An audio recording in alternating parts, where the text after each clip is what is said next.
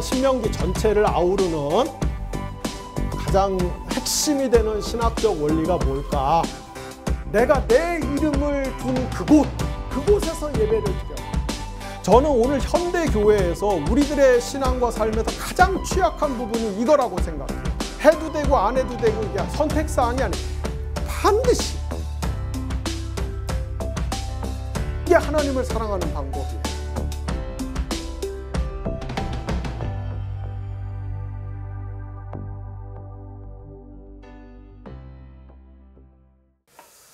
자, 세 번째로 그 하나님을 사랑하는 방법은 하나님이 원하시는 방식으로 예배를 드리는 거예요. 하나님이 지시하신 방식으로 예배를 드리는 겁니다. 그러니까 우리가 예배를 드릴 때 우리 인간적인 방법으로 우리가 원하고 우리가 뜻하고 의도하는 대로 예배를 드리는 게 아니라 하나님이 지정하신 방식으로 예배를 드리는 것이 하나님을 사랑하는 것이다. 신명기 특별히 12장 이후에 보면은 이런 문구가 많이 나옵니다. 내가 지시하는 곳, 내가 정하는 곳에서 제사를 드려라. 그곳에서 예배를 드려라. 그래서 예배를 드리는데 예배가 하나님이 지정하신 장소와 직결이 돼 갖고서 그 예배만 하나님이 받으시겠다. 이런 구절들이 12장 이후에 많이 나옵니다.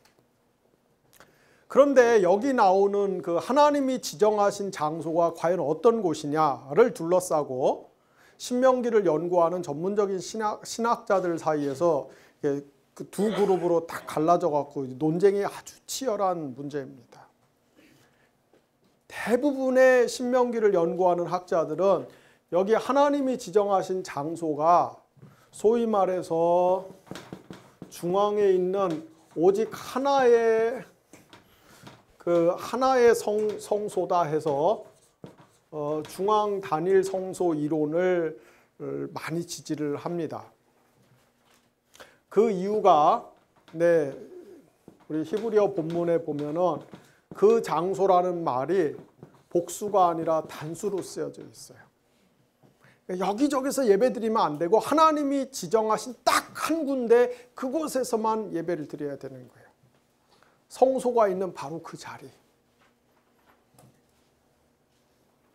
우리 여호수아서에 보면은 여호수아서가 이제 1장에서 12장까지는 정복 전쟁에 관한 이야기고 13장에서 21장까지는 정복한 땅을 분배하는 이야기거든요. 이스라엘 12지파한테 골고루 분배를 합니다. 그런데 18장에 여호수아 18장에 실로를 중심으로 해갖고 그래서 13장에서 17장까지는 그 요단 동편에 있는 므낫세 지파와 갓 지파와 르우벤 지파와 갓 지파와 므낫세 반 지파 해서 2와 2분의 1 지파 그리고 유다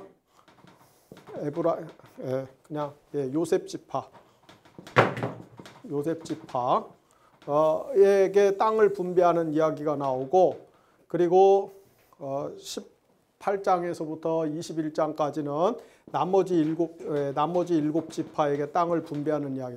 이렇게 서로 상응하면서 가운데 실로에다가 성막을 세우는 성막은 실로에 위치한 장면이 나와요. 그러니까 땅 분배하는 데 있어서도 굉장히 균형을 이룹니다. 성소를 중심으로 땅을 분배를 하는 거예요. 이렇게 보면은 또 우리가 그 사사기나 사무엘서까지도 주로 하나님의 성막이 실로에 있어요. 중앙 단일 성소 개념이죠.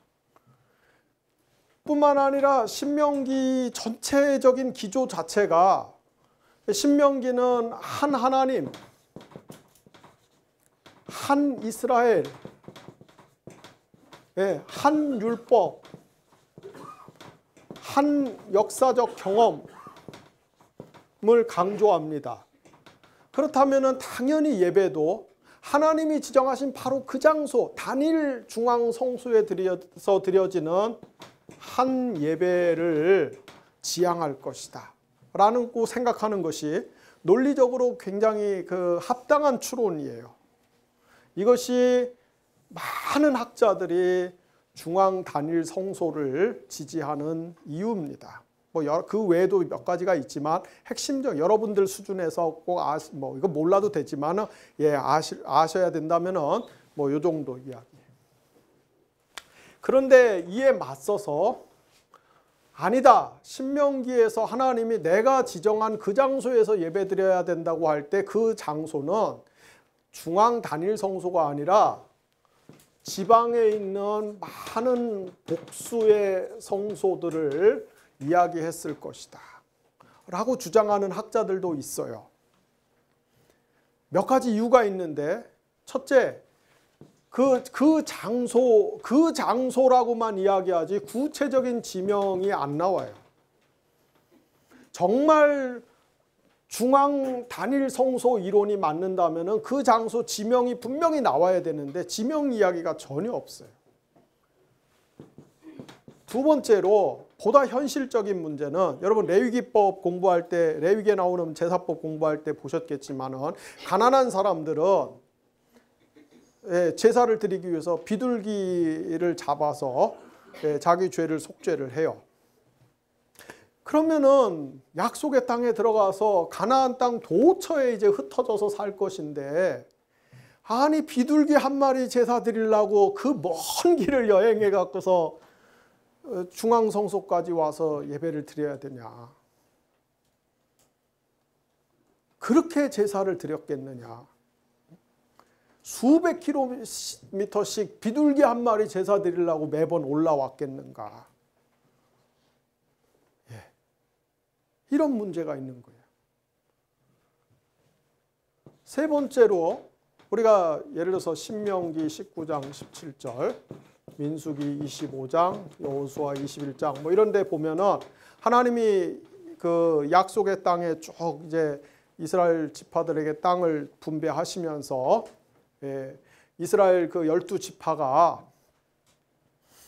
그 한 지파당 평균 4개의 성을 내놔 갖고 레위인들을 위해서 48개 성읍을 레위인들이 살 수 있게끔 이렇게 이제 배려를 해야 됐거든요. 그러니까 레위인들이 이스라엘 전역에 48개 성읍에 흩어져 살았다는 이야기는, 물론 레위인들이 그곳에 흩어져 살면서 여러 가지 행정적인 법률적인 업무들도 처리를 했지만 결국 레위인 제사장들이 하는 가장 중요한 일이 뭡니까? 제사잖아요. 제사 업무. 그렇다면은 48개나 되는 레위인 성들이 이스라엘 전역에 흩어져 있었다는 이야기는 그곳에서 합법적인 성소가 운영이 되지 않았겠느냐라는 그러한 근거에서 중앙 단일 성소보다는 지방 복수 성소를 선호하는 학자들도 있어요. 그래서 두 의견이 팽팽하게 맞서면서 이렇게 해결점을 잘 못 찾습니다. 자, 이 해결점을 못 찾을 문제인가? 아니면은 이 문제를 해결할 수 있는 어떤 가능성이 없지 않을까? 여러분, 지방 복수 성소 이론을 채택했을 경우에 발생하는 결정적인 문제가 있습니다. 그건 뭐냐면은 하나님이 지정하신 장소, 성소는 반드시 언약궤가 있어야 되거든요. 그죠? 언약궤. 언약궤가 있는 곳이 하나님의 성소의 자리예요. 저 언약궤라고 하는 거는 그냥 한마디로 상자죠, 상자. 언약궤가 상자잖아요. 언약의 상자. 그래서 가로 120cm, 세로 70cm, 높이 70cm의 그냥 상자. 그런데 언약궤 위에는 구룹이라고 불리는 그런 천사의 모습을 한 형상이 있어요. 이거는 얼굴은 사람의 얼굴을 하고 있고 몸은 사자의 몸을 하고 있고 독수리의 날개를 달고 있는 이 그룹입니다. 양쪽에 그룹이 있어요. 그리고 여기에 의자가 있어요. 의자가. 이 의자는 하나님이 앉아 계시는 의자예요. 하나님이 계신. 다른 고대 이방의 그 성경의 세계에서 다른 고대의 이방 나라들은 여기 신상을 새겨놨어요. 신상. 이 그룹은 다 똑같아요. 여기 신상이 있어. 신의 형상이 있어요.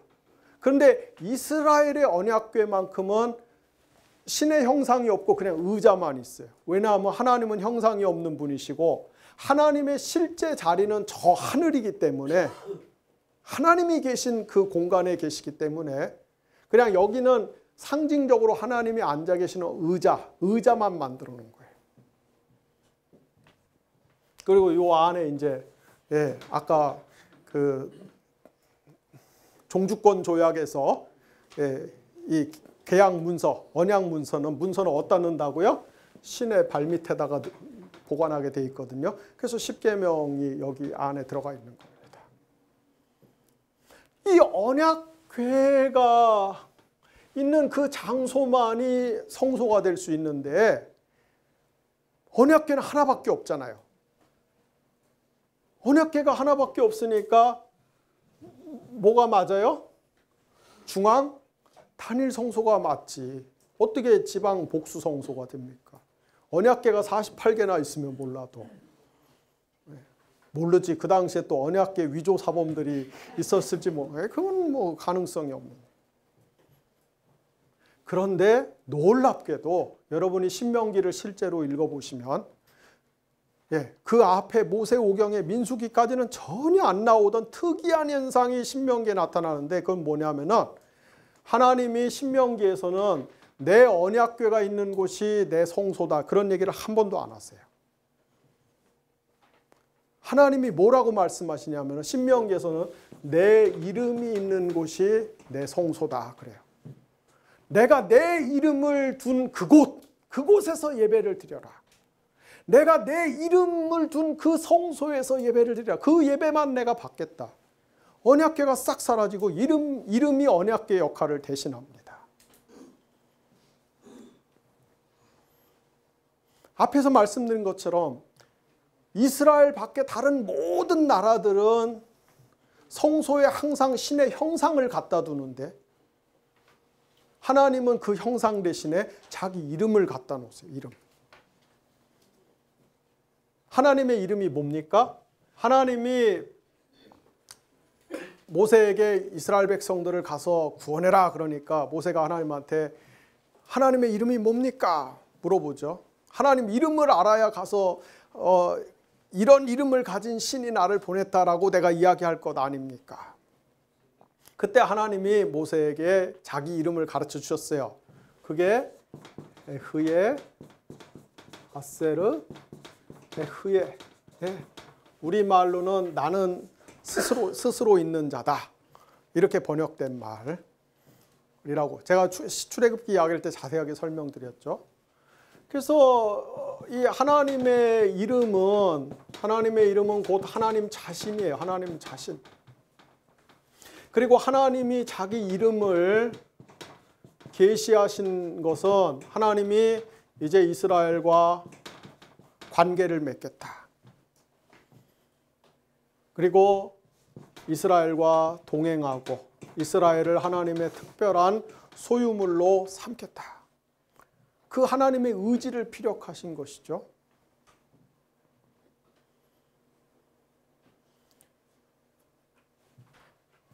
그런데 이 하나님의 이름은 하나님 자신이야. 하나님이 어떤 분이라고요? 아까 신명기 6장 5절 6절 쉐마 이스라엘에서 하나님은 유일하신 분이에요. 유일하신 분. 하나님은 유일하신 분이야. 그러면은 하나님은 유일하시기 때문에 나뉘지가 않는 분이죠. 그러니까 하나님의 이름도 나눌 수가 없어요. 나눌 수가 없어.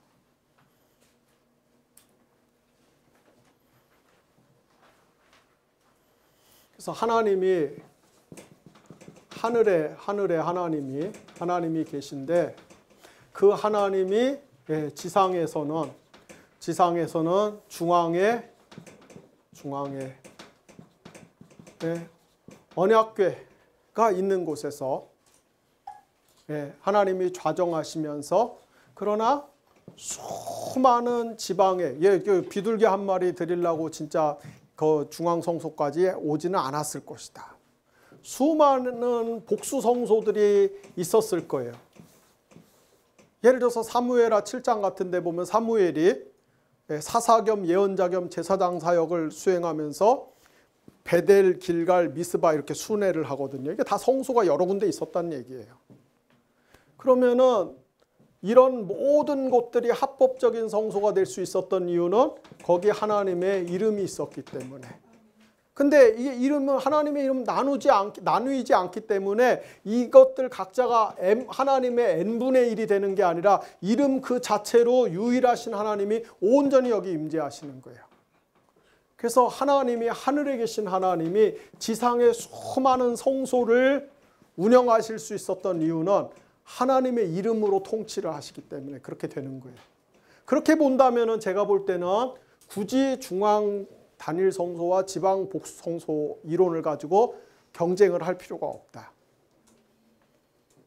모르겠어요. 저 구약 전공이 아닌데 이런 건방진 얘기를 해서 구약학자들이 어떻게 생각하실지 모르지만 제가 볼 때는 충분히 통합이 가능한 이야기다. 그럼 왜 이게 중요하냐면은 여러분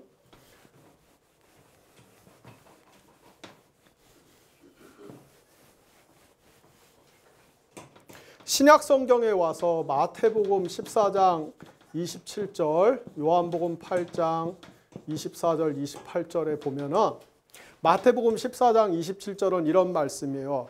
제자들이 그 배를 타고 갈릴리 호수를 이렇게 건너가는데 막 폭풍이 치고 풍랑이 일고 막 배가 뒤집어지게 생겨서 막 제자들 공포에 쪄들어 있을 때 예수님이 물 위를 걸어갖고서 제자들한테 오시니까 제자들이 막 무서워갖고 유령이다 막 그랬어요. 유령이다.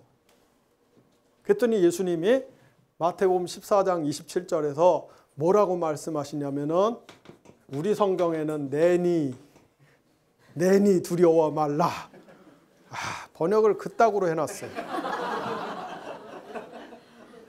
왜냐하면 이 구약적 배경을 지금 잘 몰라서 이런 식으로 번역을 한 거예요. 그 다음에 요한복음 8장 24절 28절에 보면 또 예수님하고 유대인들하고 막 말싸움을 한 논쟁 벌어지는데 유대인들이 예수님한테 이렇게 질문해요. 네가 누구냐? 정체를 밝혀라. 그랬더니 또 예수님이 요한복음 8장에서는 내가 그다. 또 이렇게 대답해요. 이것도 번역을 아주 재미없게. 내가 그다. 그런데 사실 이 두 가지 말씀 다 정확하게는 무슨 뜻이냐면은 에흐에 아세르 에흐에라는 얘기를 예수님이 하신 거예요. 출애굽기 3장 14절에 나오는 나는 스스로 있는 자다. 나는 나다. 예수님 똑같은 얘기를 한 거예요. 똑같은 얘기. 그래서 여기서 내니 나는 그다 이 말을 사실은 내가 야훼다. 그 얘기한 거예요. 예수님. 내가 하나님이다. 하나님이다. 내가 하나님이다. 예수님의 이름은 누구 이름하고 똑같아요? 하나님의 이름하고 똑같아요. 예수님은 하나님의 이름을 가지신 분이에요. 그럼 이 사실이 왜 중요하냐? 이 사실 굉장히 중요하죠. 예수님이 마태복음 18장 20절에 보면은 이런 말씀을 하시죠. 여러분 좋아하시는 말씀, 개척교회 목회하시는 목사님들 너무 위로받는 말씀. 두세 사람이 있는 곳에는, 두세 사람이 내 이름으로 모인 곳에는 나도 그들 중에 뭐 한다? 함께 있다. 네. 사모님하고 둘이 예배드리는 목사님이 엄청나게 좋아하시는 말씀이에요. 그런데 그 틀린 말씀이 아니에요. 두세 사람이 내 이름으로 모인 곳에는 나도 그들 중에 함께 있다. 예수님이 함께 하신단 말. 하나님이 함께 하신다. 이게 뭐예요? 성소예요, 성소. 성전이 무슨 뜻이에요? 하나님이 함께 하신다. 예수님이 함께 임재하신다는 뜻 아니에요. 성소란 뜻이죠. 그런데 무엇으로 모인 곳에? 예수님의 이름으로 모인 곳에. 무슨 말입니까? 여러분 지금 예수님이 십자가에서 죽으시고 부활하고 승천하셔서 지금 예수님이 하늘에 계시잖아요. 예수님이 하늘에 계셔. 예수님은 하늘에 계셔. 그리고 이 지상에는 엄청나게 많은 성전들이 있어요. 뭐 얼마나 많은지 몰라. 그런데 이 모든 성전들, 심지어 2명, 3명이 모인 그 성전들로 다 무엇으로 모이고 있어요, 지금? 이름으로 예수님의 이름으로 모이고 있어요, 이름으로. 그래서 하늘에 계신 예수님이 이름을 통해서 우리와 함께하고 계시는 거예요. 이름을 통해서 우리를 통치하고 계시는 거예요. 이름을 통해서 우리와 관계를 맺고 계시는 거예요. 이 원리가 어디에서 나오고 있어요, 지금? 신명기에서 나오고 있어요, 신명기에서. 그러니까 바꿔 말하면 이렇게 설명할 수 있죠. 예수님은, 지금 하늘에 계신 예수님은 하늘의 중앙 단일 성소로 계시는 거예요. 예수님. 그리고 우리는 지상에 수많은 복수 성소로 있는데 서로 어떻게 연결이 돼요? 예수님의 이름을 통해서. 그러니까 예수님이 하늘의 중앙 단일 성소로 계시기 때문에 이게 이제 히브리서의 신학이죠. 예수님이 하늘에서 지금 이 땅에서 성전의 기능을 완성하시고 자기가 제사장이 되고 자기가 제사물이 돼서 자기가 자기를 십자가에서 하나님께 희생제사를 드려서 우리의 구원을 완성하시고 성전의 기능을 완성하시고 하늘에 올라가서도 여전히 성전의 기능을 행사하시는 거예요. 그걸 어떻게 알 수 있느냐? 그래서 요한계시록에서는 철저하게 예수님을, 하늘에 있는 예수님을 어린 양으로 묘사하잖아요. 어린 양. 여러분 저기 요한계시록 읽으면서 요한계시록에 하늘에 있는 예수님은 이게 어린 양으로 나타나. 요한계시록의 저자가 환상 중에 하늘에 가서 보니까 어린 양이 있어. 그게 무슨 말이에요? 예수님 진짜 양처럼 매 하고서 지금 돌아다니고 있는 게 아니죠. 예수님이 하늘에 지금 성소 역할을 하고 계시는 거예요. 근데 이 성소는 나중에 이제 솔로몬이 지은 성전 봉헌할 때 가서 보시겠지만 우리는 이제 지금 모세 오경에서는 자꾸 이 성소를 제사하고만 이렇게 직결시어서 생각하는데 나중에 솔로몬의 성전 봉헌식에 가서 보면 성전이 하는 굉장히 중요한 기능이 중보기도예요. 중보기도. 그래서 이스라엘 백성들이 죄를 짓고 뭐 무슨 악행을 하고 무슨 하고 그래서 막 심판을 당하고 저주를 당하고 역경이 찾아오고 그러나 성전에 와서 회개하고 기도하면 하나님이 어떻게 하신다? 용서해 주시겠다. 성전이 기도의 중요한 장소가 돼요. 그러한 신학적 전통 때문에 복음서에서 예수님이 성전에서 장사하던 사람들을 내쫓으면서 내 집은 만민이 뭐 하는 집이다? 기도하는 집이다. 그렇기 때문에 여러분 예수님이 하늘에서 중앙 단일 성소 역할을 수행하시기 때문에 지금도 예수님이 하늘에서 우리를 위하여 하시는 가장 중요한 사역 중에 하나가 뭡니까? 우리를 위하여 계속해서 기도해 주고 계시잖아요. 기도해 주고. 우리는 잠들어 있을 때에도, 우리는 기도를 까먹고 있을 때에도, 우리는 하나님께 막 화내고 승질내고 있을 때도, 하나님 나한테 이럴 수 있냐고 그럴 때에도 어떤 분이 지난주 민수기 영상 보고 저한테 그러더라고요. 그 영상 보면서 저 하나님하고 입장을 바꿔놓고 생각할 그게 제일 은혜 받았대. 얼마나 하나님께 맺힌 게 많으면은 그게 제일 은혜 받았대. 물론 농담입니다만. 우리는 그런 하나님한테 뭐 여러 가지 그런 온갖 서운한 감정이 있을 때에도 그런데 예수님은 24시간 1년 365일 영원부터 영원까지 쉬지 않고 우리를 위해서 계속해서 기도하고 계세요. 그 예수님의 기도를 힘입어서 우리가 지금 이 땅에서 살아가고 있는 거예요. 왜 예수님이 우리를 위해서 그렇게 기도하고 계십니까? 하늘의 중앙 단일 성소이기 때문에. 그리고 그 예수님과 우리는 뭘로 지금 연결이 되고 있어요? 이름으로 연결이 되고 있어요. 이게 다 신명기 신학에서 나오는 이야기입니다.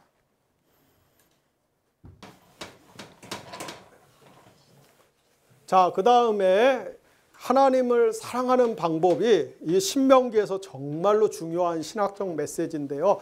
하나님을 사랑하는 아주 중요한 방법은 사회적인 약자, 우리 인간 이웃들 가운데 사회적인 약자들을 아주 극진히 사랑하고 돌보는 거예요. PPT 좀 띄워주세요. 이 신명기에 보면은 하나님 고아와 과부를 사랑하며 돌보는 분이다. 그냥 사랑하며 돌보는 분이 아니고 편애하시는 분이 편애하시는. 우리가 이게 시소가 있잖아요. 시소. 시소는 양쪽의 몸무게가 비슷할 때 그 평형을 이루잖아요. 양쪽의 힘이 비슷할 때 평형을 이루잖아요. 양쪽의 힘이 차이가 너무 많이 나서 이렇게 확 기울어지면은 그때는 이거를 다시 중심을 맞춰서 균형을 잡으려면은 어떻게 해야 됩니까? 이렇게 딱 객관적으로 팔짱 끼고 해갖고 그 이 힘 없는 쪽, 확 올라간 쪽, 기울어진 쪽한테 야, 힘 좀 내봐, 뭐 어쩌 이 훈수 두고 뭐 그렇게 해서 되는 게 아니에요. 그때는 균형을 잡으려면은 내가 힘 없는 쪽에 가서 올라타갖고 거기서 편들어줘갖고 거기 힘을 보태줘갖고 그래서 저쪽 힘센 쪽이 올라오게 만들고 해서 이쪽을 떨어뜨려갖고 균형을 잡아줘야 되는 거예요. 성경의 하나님은 그런 하나님이에요. 사회적인 약자들이 너무 이렇게 힘이 없어서 기울어지고 이렇게 처지기 때문에 그래서 하나님은 일부러 그쪽에 가서 올라타갖고 힘을 보태주시는 하나님이에요. 하나님은 고아와 과부에 대해서 우리처럼 이렇게 팔짱 끼고 기계적인 중립, 훈시하는 하나님이 아니라 올라타갖고 힘을 보태주시는 편애하시는 하나님, 편애하시는 하나님. 그래서 하나님 고아와 과부를 사랑하며 돌보는 분이에요. 매 3년마다 그의 소산의 11조를 저축해서 레위인 객 고아 과부를 배부르게 먹여라. 배부르게 먹여라. 예, 마음을 완악하게 먹지 말고 손을 움켜쥐지 말고 가난한 자에게 넉넉히 줘라. 레위인 객 고아 과부와 함께 추수감사절 드릴 때 함께 즐겨라.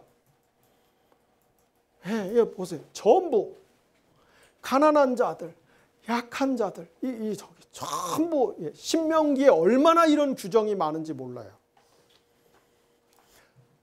특별히 신명기에는 아주 특이한 11조 제도가 소개가 됩니다.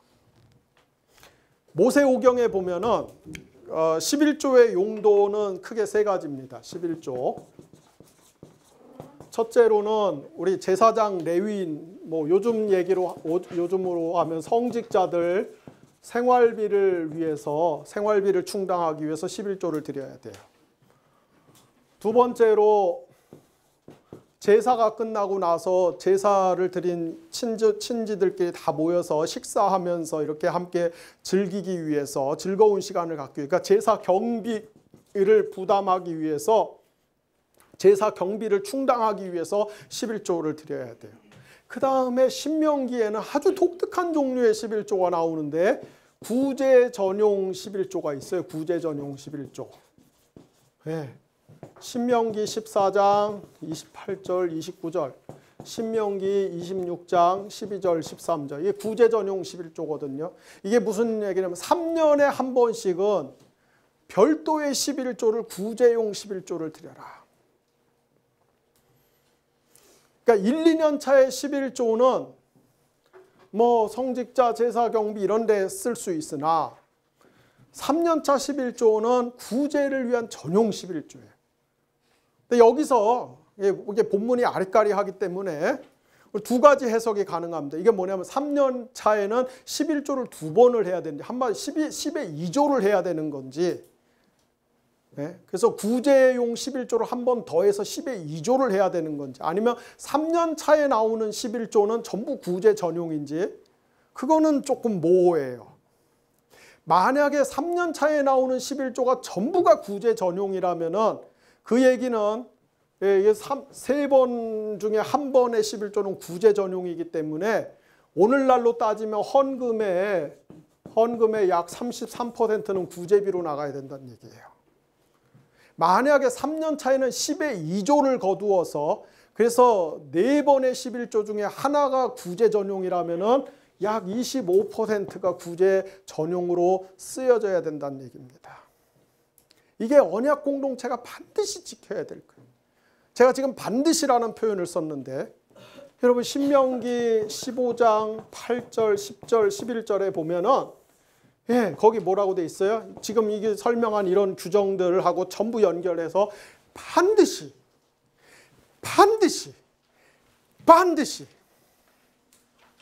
해도 되고 안 해도 되고 이게 선택사항이 아니에요. 반드시.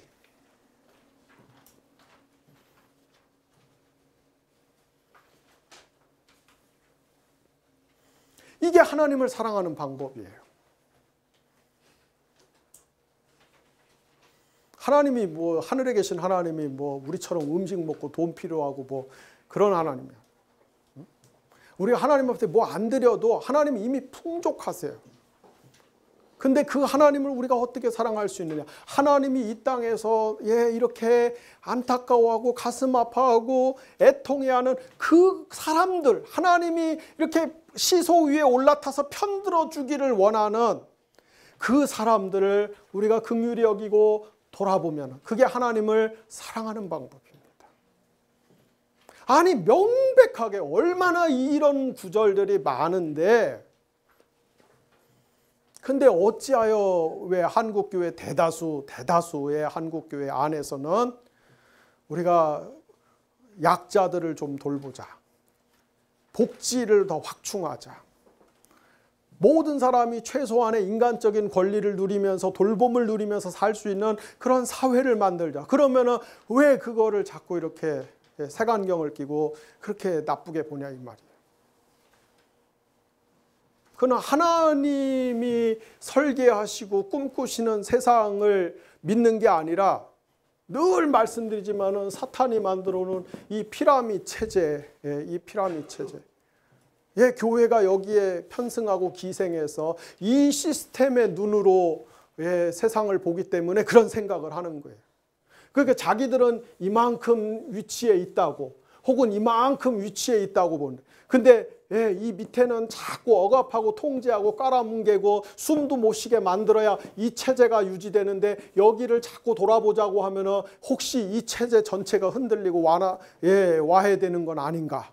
그러한 공포와 두려움이 그러니까 이 체제의 눈으로 자꾸 세상을 보니까 성경을 보니까 현실을 보니까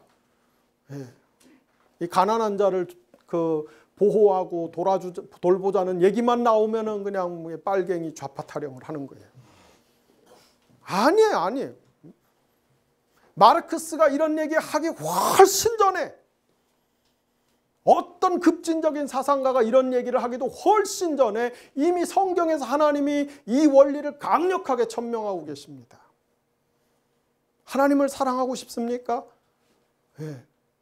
이웃에 있는 어려운 이웃들을 멸시하고 무시하고 그냥 지나치지 않으면 되는 거예요. 않으면 돼.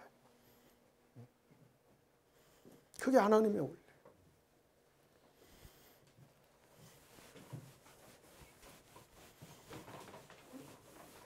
자, 이렇게 해서 신명기 전체에 걸쳐서 하나님을 사랑하는 원리들을 쭉 개괄하고 나서 이제 신명기 29장, 30장에서 뭐를 체결합니까? 모압 언약을 체결해요. 출애굽 1세대가 시내산에서 하나님과 시내산 언약을 맺었듯이 이제 출애굽 2세대는 약속의 땅 진입을 목전에 두고 모압 평야에서 모세의 중재하에 하나님과 언약을 맺습니다. 이 모압 언약은 근본적으로 시내산 언약을 대치하는 것이 아니라 시내산 언약을 새롭게 갱신하는 거예요. 갱신. 자, 이렇게 설명을 할 수 있을 것 같아요. 자, 시내산 언약. 시내산 언약은 뭡니까? 하나님과 이스라엘 사이에 특별한 관계를 맺은 거죠. 절대적이고 배타적이고 독점적인 관계. 하나님은 이스라엘을 극진히 사랑하시는. 그러니까 하나님 이스라엘을 구원하시고 제사장 나라 만드시고 율법을 주시고 하나님의 소유로 삼으시는. 그게 뭐예요? 전부 은혜죠. 은혜. 하나님의 은혜예요. 은혜. 이스라엘이 이집트에서 종노릇하다 구원받고 하나님의 제사장 나라가 돼서 그 모든 게 다 하나님 은혜입니다. 은혜가 아니면 설명이 안 되는 거예요. 그 하나님께 이스라엘은 어떻게 해야 돼요? 이스라엘은 하나님께 경외하고 충성해야 되는 거죠. 한마디로 순종해야 되는 거예요. 그것이 613가지 율법이고 그 율법의 요약이 10계명이고 그러나 그러나 이스라엘은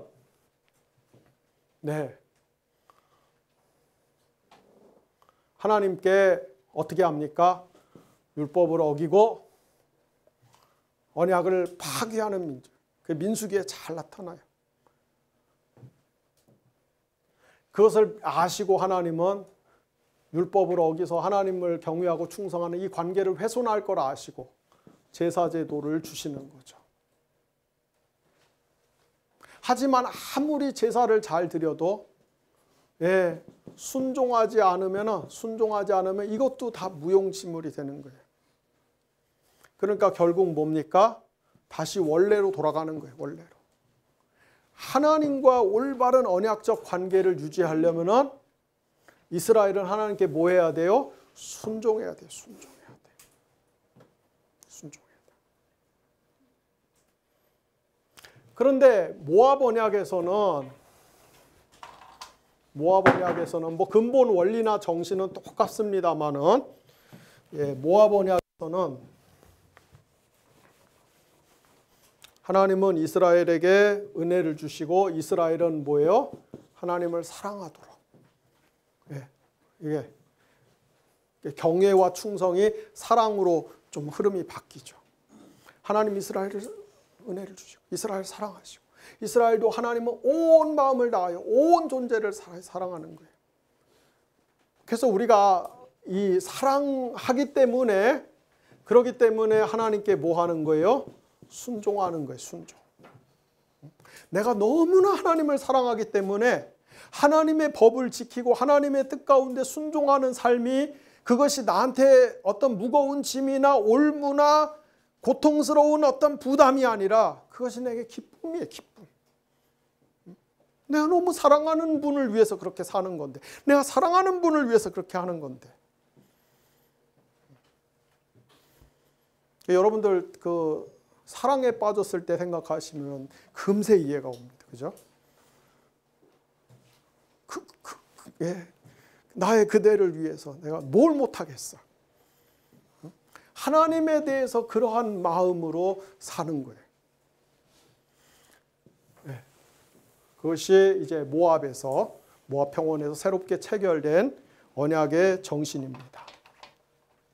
그리고 나서 이제 언약을 맺었으니까 아까 저 종주권 조약에서 맨 마지막에는 뭐 해야 돼요? 이제 낭독해야 돼. 낭독. 이것도 PPT 한번 떼어주세요. 그래서 고대 이스라엘은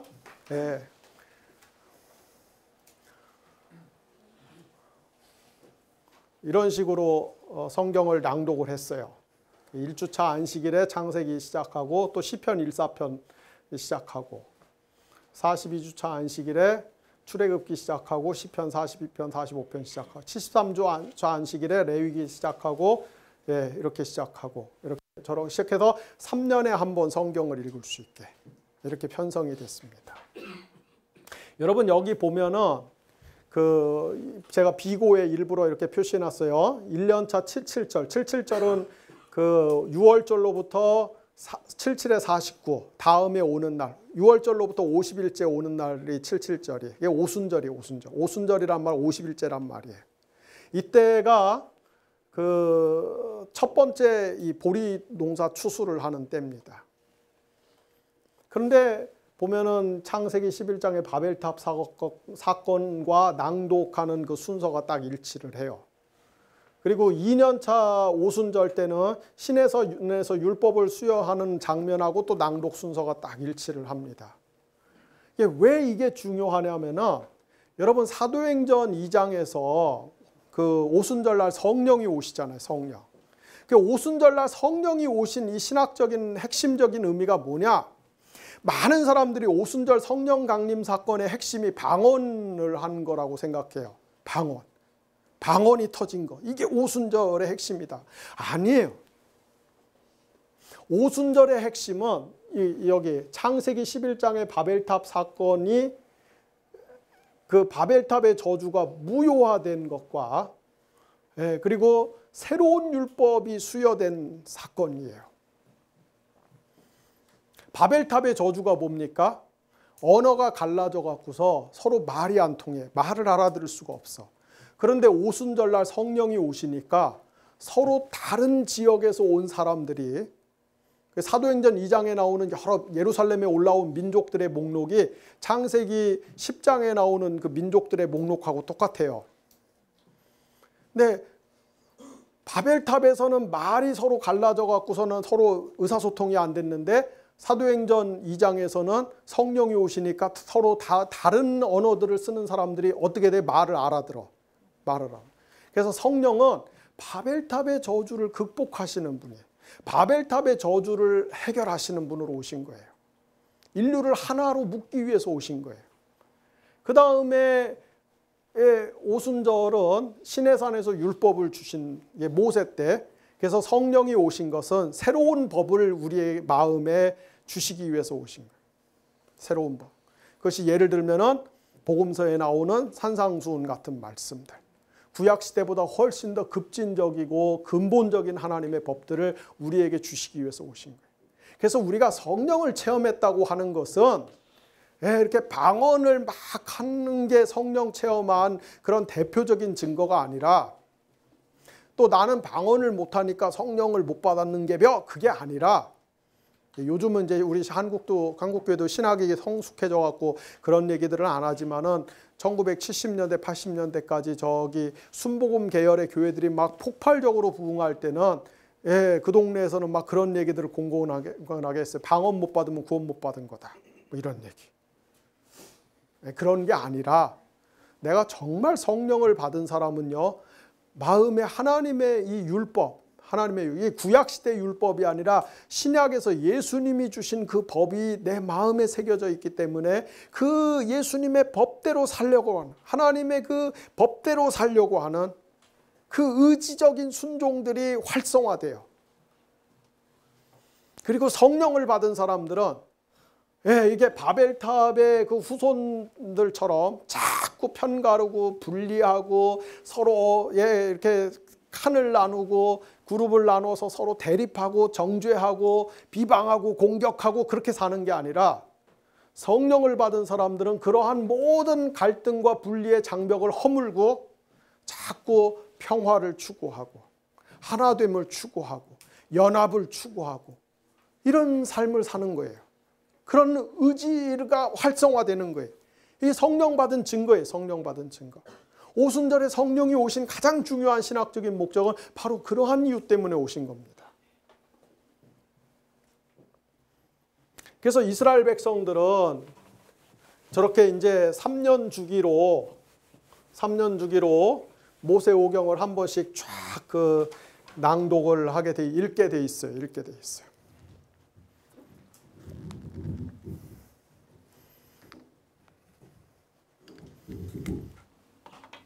그래서 일독할 때, 일독 이게 3년 걸리죠. 3년에 걸쳐서 모세오경과 시편을 쫙 일독을 하면은 전부 모여서 신명기 14장 28절에서 29절을 다 같이 낭독을 합니다. 신명기 14장 28절에서 29절이 뭐냐? 아까 말씀드린 것처럼 구제 전용 11조 9절이에요. 가난한 자를 위해서 별도의 11조를 해라. 그 다음에 이제 또 이독을 해요. 이독. 또 여기 3년이 걸리겠죠. 3년이 걸려. 그러면은 3년 동안 이독이 다 완료가 되면은 또 다 함께 모여서 그때는 신명기 15장 1절에서 11절을 또 다 같이 낭독을 해요. 그 신명기 15장 1절에서 11절은 무슨 말씀이냐? 안식년, 7년에 한 번씩 안식년이 들어오면은 안식년 때는 내게 빚진 사람들 빚을 그냥 다 자동 탕감을 시켜주는 거예요. 이렇게 낭독을 하게 돼 있어요. 그리고 이제 7년 차, 6년 걸렸죠. 7년 차 초막절이 돌아오면은, 그때는 온 이스라엘 백성들이 다 함께 모여서 신명기 전체를 낭독을 해야 돼요. 이게 낭독 규정입니다.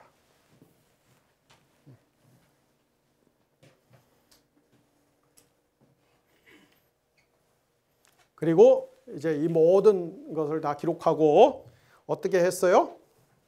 하나님의 언약궤, 하나님의 발등상 밑에 이제 이 규정을 보관하도록. 그것이 신명기 31장 24절에서 26절에 있는 보관 규정입니다. 이렇게 해서 신명기가 끝났어요. 그리고 이제 31장에서 34장은 모세의 그 최후 이야기들이 나와요. 모세가 부른 노래, 모세가 한 기도, 모세의 마지막 장면. 여러분, 우리 지금 이제 5주에 걸쳐서 모세 오경 공부를 하셨는데, 뭐 창세기는 좀 열외로 하더라도 우리 출애굽기, 레위기, 민수기, 신명기 최소한 모세 오경 중에 4권은 어떻게 보면 모세의 일대기예요. 그렇죠? 모세의 전기 같은 이야기예요. 모세가 없었다면은 창세기도 뭐 그렇지만 어쨌든 우리가 아무리 최소한으로 잡아도 출애굽기부터 신명기까지 이야기는 있을 수 없는 이야기입니다. 모세 이렇게 중요한 인물이에요.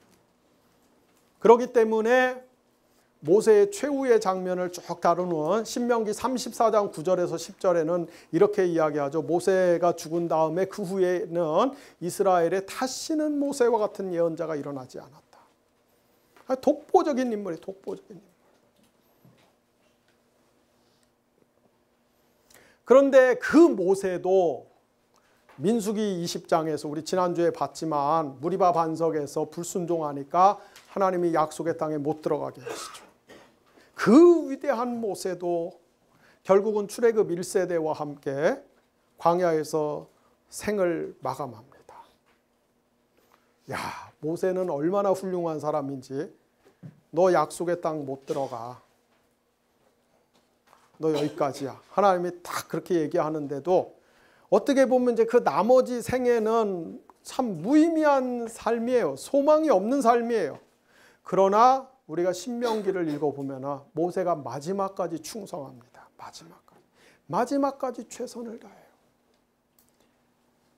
그래서 히브리서 3장 5절에서 모세를 평가하기를 모세는 그리스도의 집에서 사환으로 충성한 사람이다. 여러분이 충성에 대해서 알고 싶으면 이 모세를 배워야 돼요. 오늘 우리 시대는 이 로열티가 너무 약해졌어요. 이 충성 개념이 너무 약해졌어요. 충성 그러면은 자꾸 이제 뭐 갑질한다고 그러고 뭐 착취한다고 그러고 그렇게 생각합니다.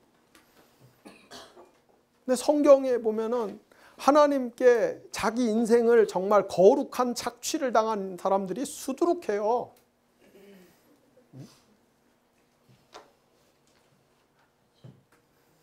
모세는 하나님이 너는 못 들어가 그랬는데도 나 이제 그럼 이제 남은 인생은 나 이제 좀 한가롭게 놀면서 여행하면서 조금 나도 조금 이렇게 편하게 살다 마무리. 아니에요. 마지막까지 충성해. 마지막.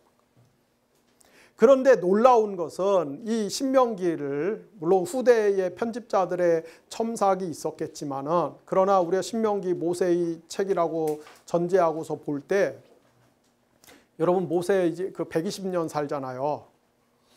모세 말년의 그 설교입니다. 근데 얼마나 창조적이에요.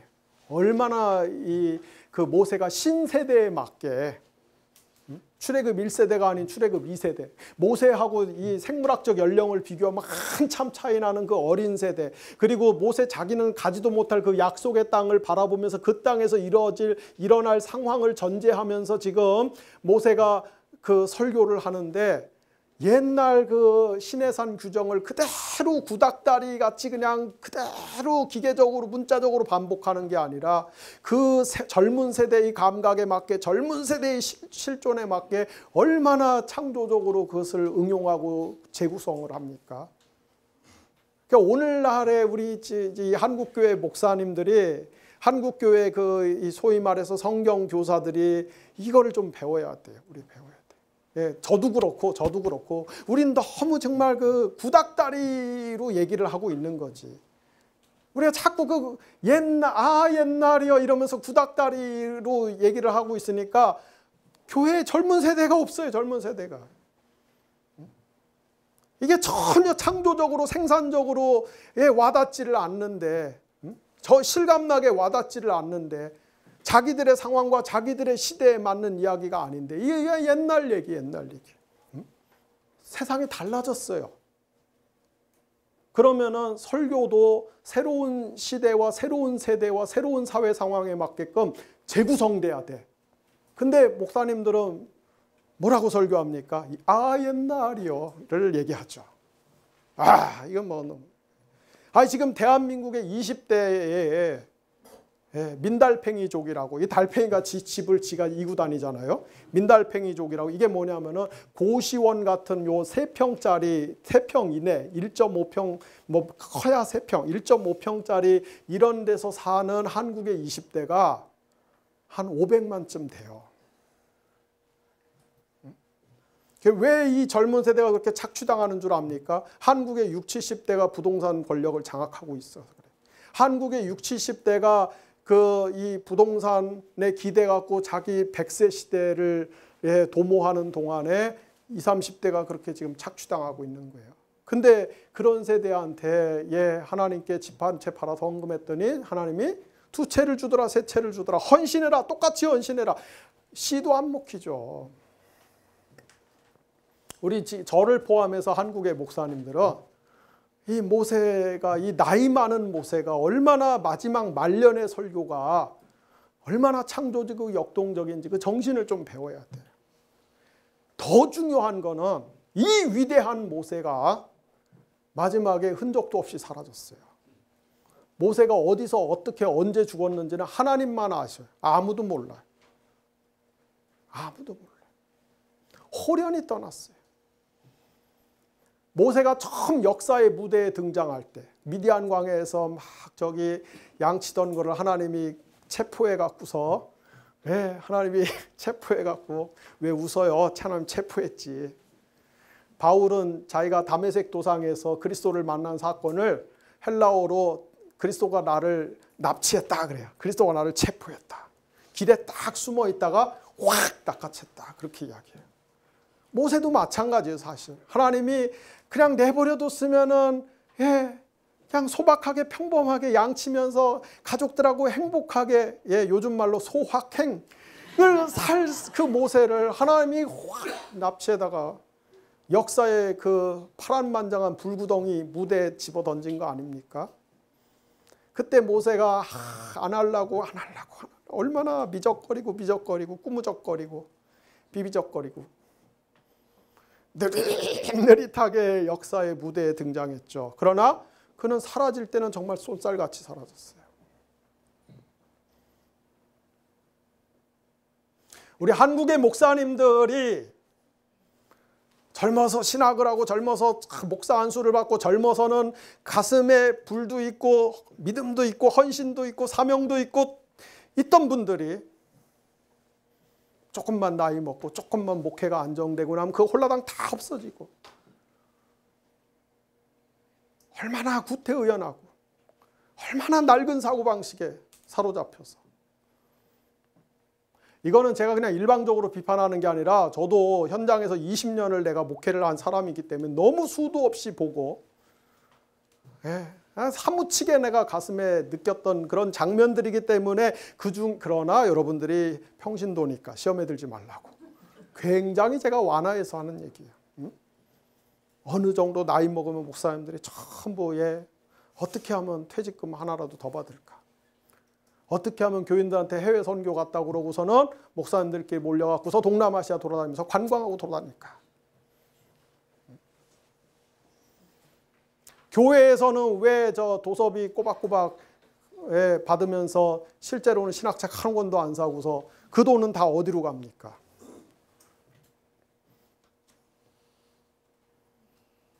그리고 마지막에는 어떻게 하면 이 교회를 내 자식한테 물려줄까?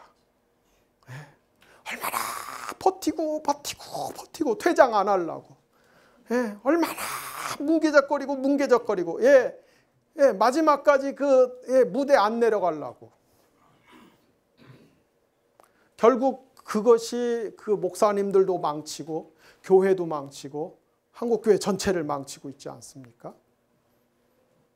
그래서 우리는 이 모세의 마지막 퇴장 장면에서 정말 많은 교훈을 얻어야 돼요. 이 위대한 모세 호련히 사라졌어요. 자, 그리고 신명기 18장 15절에 보면은 모세가 그런 이야기를 하죠. 나중에 나와 같은 예언자 한 사람이 와서 하나님의 백성을 구원할 것이다. 요한복음 1장에 예수님이 이제 출현하시고 나서 세례 요한이 자기 제자들한테 예수님 이렇게 소개하고 나니까 세례 요한의 제자들이 예수님한테 찾아와서 예수님한테 이렇게 질문을 합니다. 혹시 선생님이 모세가 예언했던 그 선지자입니까? 그래서 신명기 18장 15절에 나온 나와 같은 선지자, 혹은 신약의 관점에서 뒤를 돌아다 보면서 표현할 때 그 선지자, 이 그 선지자라는 말도 우리 신약 기독론에서 아주 중요한 기독론적 호칭 중에 하나입니다. 제가 출애굽기 공부할 때 마지막에 아주 자세하게 설명을 했기 때문에 오늘은 뭐 더 길게 이야기하지 않겠지만 그 교재에 다 나와 있죠. 모세의 출생, 모세의 모든 사역들, 모세의 모든 이런 그 메시지들은 전부 다 그리스도를 예표하는 사건들이에요. 모세가 그 죽음의 위협을 받으며 살해의 위협을 받으면서 출생했듯이 예수님도 똑같아요.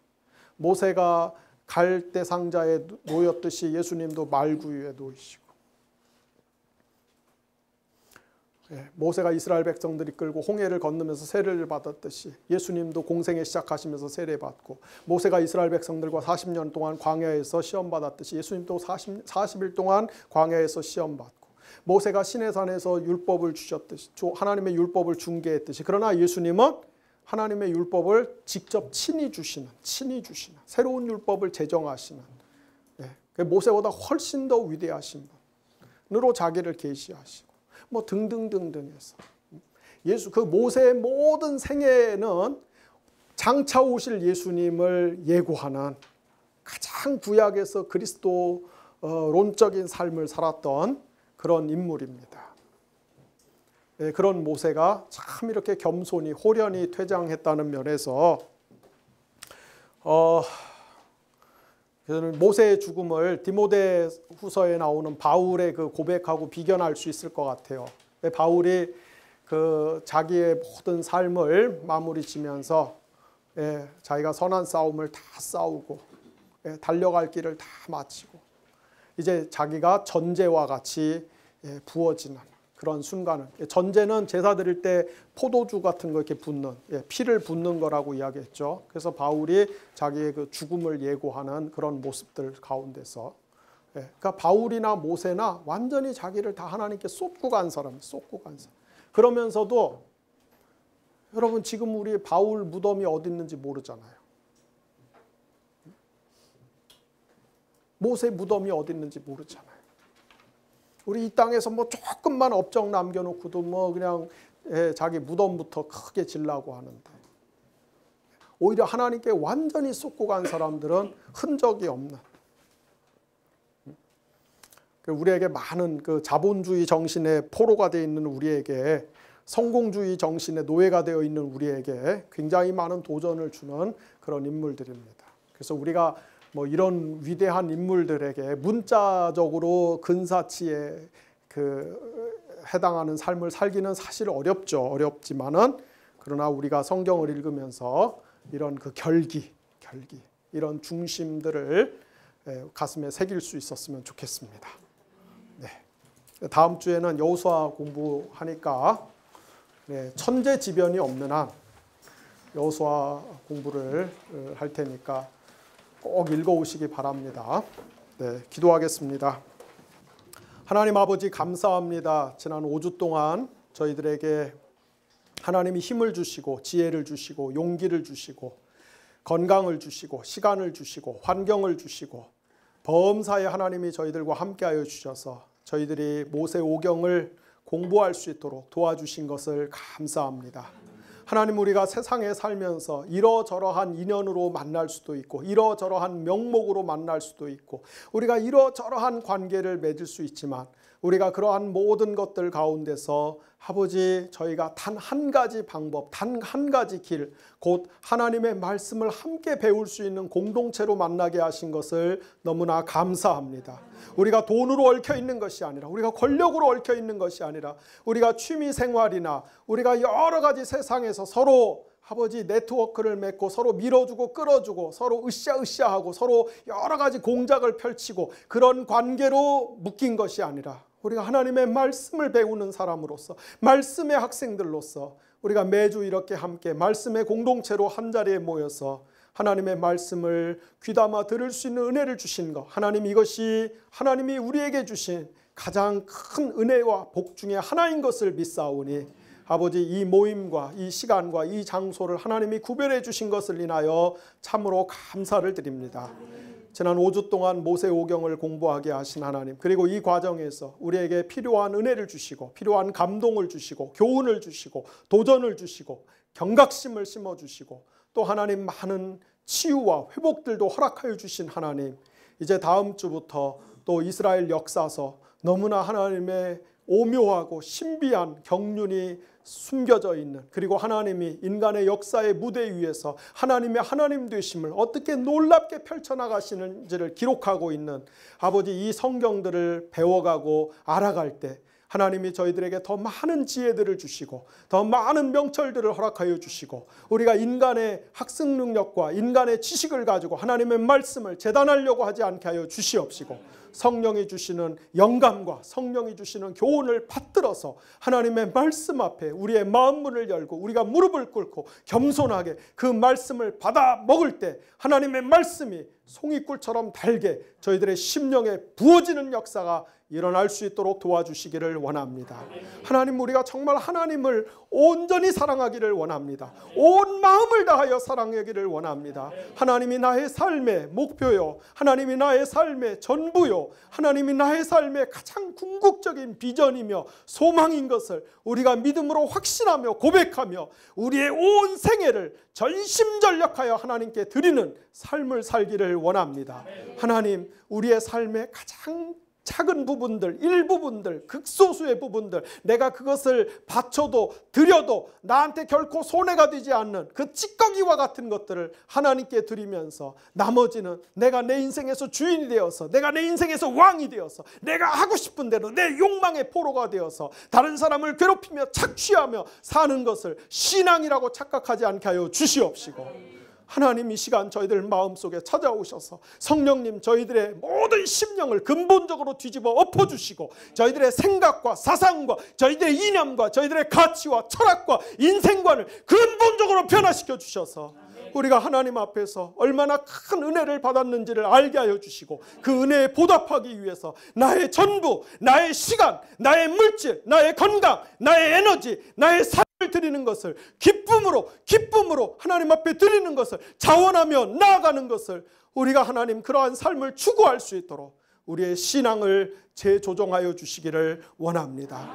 하나님, 우리 한국 사회가 여러 가지 계급 간의 갈등들, 계층 간의 갈등들, 가진 자와 그렇지 못한 자들, 상위 몇 퍼센트와 아버지 하위 수십 퍼센트 사람들의 그 격차와 아버지 세대 간의 그 경제적인 격차, 사회적인 격차, 하나님, 그러한 것들이 날마다 더 첨예해지면서 우리 사회 곳곳에 하나님, 아버지, 삶이 무너지고 생활이 무너지고 소망이 없어지고, 아버지, 정말로 오늘도 수많은 사람들이 자살을 꿈꾸거나 실제로 자살하거나 아버지 길거리에 앉거나 그러한 사람들이 너무나 많습니다.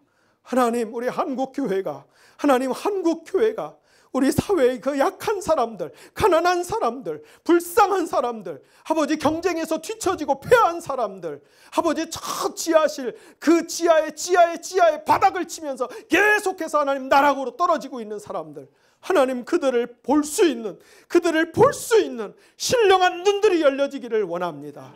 우리의 지갑이 회개하여서, 우리의 지갑이 열려서 하나님, 우리가 가난한 이웃들, 병든 이웃들, 힘든 이웃들과 하나님, 우리가 가진 것이 많지 않지만 그러나 그 적은 것들 가운데서도 기쁨으로 나눌 수 있는, 아버지를 사랑하는 방법이 사회적인 약자들을 돌아보는 방식으로 표현되는 것이, 이것이 하나님의 말씀이 우리에게 주는 교훈이고 지식이지 어떤 정치적인 이념이 아니라는 것을 우리 한국교회가 알게 하여 주시옵시고, 아버지, 우리 한국교회가 한국 사회의 공평과 정의를 도모하고 실현하는 일에 온전히 한 발 더 나아갈 수 있도록 하나님이 그런 착한 마음들을 하나님 정말 무력으로도 안 되고 완력으로 안 되고 지식으로 안 되고 오직 주의 성령께서 우리의 심장을 변화시켜 주실 때만 일어날 수 있는 그 선한 마음들, 착한 마음들을 하나님이 한국교회 위에 부어주시기를 원합니다. 하나님 아버지, 출애굽 1세대에 그 광야에서 멸절된 이야기와 이제 부모가 조상이 없이 약속의 땅으로 들어가야 되는 그 출애굽 2세대의 그 미래들, 하나님, 출애굽 2세대가 비록 약속의 땅에 들어갔지만 그러나 그들이 보고 배운 것은 출애굽 1세대의 불순종과 불신앙과 그 완고함 때문에 출애굽 2세대도 광야에 들어가서 얼마 못 가서 똑같이 부모 세대와 똑같은 점철을 밟다가 하나님, 많은 징계와 고난을 당하고 많은 압제를 당하고 이방의 노략질을 당하고 아버지, 똑같은 길을 걸어가는 것을 보면서 하나님, 우리가 우리의 자녀들에게 보여줄 수 있는 것, 우리의 자녀들에게 물려줄 수 있는 것, 우리 자녀들에게 꼭 남겨줄 수 있는 것, 우리가 우리 다음 세대에게 반드시 필연적으로 필사고 우리가 남겨줘야 되는 그것은 하나님, 우리가 우리의 그 입으로, 우리의 그 말로, 우리의 혓바닥으로, 우리의 주둥아리로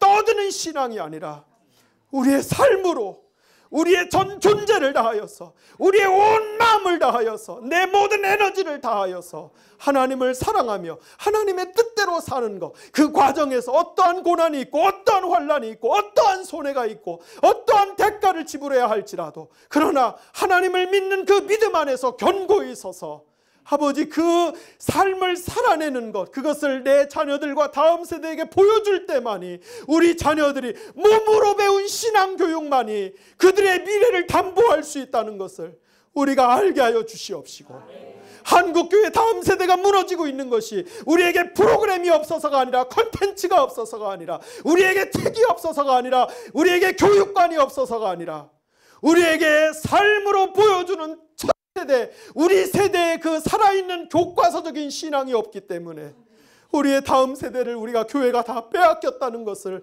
우리가 아버지 정말로 가슴에 통전하게 여길 수 있게 하여 주시옵시고, 아버지, 우리가 정말 우리 다음 세대를 위하여, 우리 젊은 세대를 위하여서 하나님, 저를 포함해서 우리 모두가 하나님 앞에 온전히 회심할 수 있게 하여 주시고 온전히 회개할 수 있게 하여 주시고, 신앙이 무엇인지를 하나님 이 공부를 통해서 알아갈 뿐만 아니라 아버지의 말씀이 주시는 그 교훈을 통해서 우리의 삶이 새롭게 변화되어질 수 있도록 그 여정에 성령님, 저희들은 정말 너무나 연약합니다. 너무나 죄성이 강하여서 너무나 쉽게 무너지고 쉽게 우리는 어그러집니다. 주여 도와주시기를 원합니다. 주여 도와주시기를 원합니다. 주여 불쌍히 여겨주시고 도와주시기를 원합니다. 하나님이여, 우리 가정을 불쌍히 여겨주시고 도와주시기를 원합니다. 우리의 자녀들을 불쌍히 여겨주시고 도와주시기를 원합니다. 하나님이여, 한국교회의 다음 세대들을 불쌍히 여겨주시기를 원합니다. 하나님이여, 새벽 이슬 젊은이들이 다시 교회에 우후죽순처럼 일어날 수 있도록 한 번만 기회를 주시기를 원합니다. 한 번만 은혜를 주시기를 원합니다. 아버지, 도와주시옵소서. 하나님, 여기 앉아 계시는 분들뿐만 아니라 또한 이 공부 영상을 보시는 분들 가운데서 몸이 아픈 분들이 있습니다. 사랑하는 가족들 가운데 암이 걸려서, 여러 가지 몹쓸병이 걸려서 하나님, 목숨이 마치 바람 앞에 등불처럼 그렇게 촌각을 다투는 그러한 어려운 상황 가운데 있는 분들도 있습니다. 하나님이여, 아버지, 정신적으로 너무나 많은 데미지를 받아서 아버지, 심령이 너무나 무너지고 너무나 파괴되어서 늘 어둠 가운데서 헤어나오지 못하는 그러한 분들이 가족들 가운데 있고, 친지들 가운데 있고, 친구들 가운데 있고, 본인이 이 문제에 해당되는 분들도 있습니다. 아버지, 기회가 주어지면은 나도 열심히 일을 해갖고서 다시 재기하려고 하는 소망이 있지만은, 그러나 이 악한 사회가, 이 피라미드 사회가 너무나 촘촘하게 얽혀있는 사회가 숨 쉴 틈도 안 주고 있기 때문에 아버지 원천적으로 희망이 꺾어지고 있는 분들도 있습니다. 아버지 어떠한 형편에 있든지 간에 도와주시기를 원합니다. 사람은 알 수 없으나 하나님은 아실 수 있는 것을 고백하오니 도와주시기를 원합니다. 아픈 자들의 머리 위에 안수하여 주시고 고쳐주시기를 원합니다. 마음이 무너진 자들을 일으켜 세워주시기를 원합니다. 삶이 무너진 자들에게 희망을 주시고 빛을 주시고 어둠은 떠나가게 하여 주시기를 원합니다. 주여 도와주시옵소서. 우리의 삶의 기도가 회복되어지게 하여 주시옵시고, 우리가 하나님의 옷자락을 붙들 때 능력이, 하나님의 능력이, 부활하신 예수님의 능력이 우리가 주님의 옷자락을 붙들 때 우리에게로 부어지는 역사가 일어날 수 있도록 주여 은총을 베풀어 주시기를 원합니다.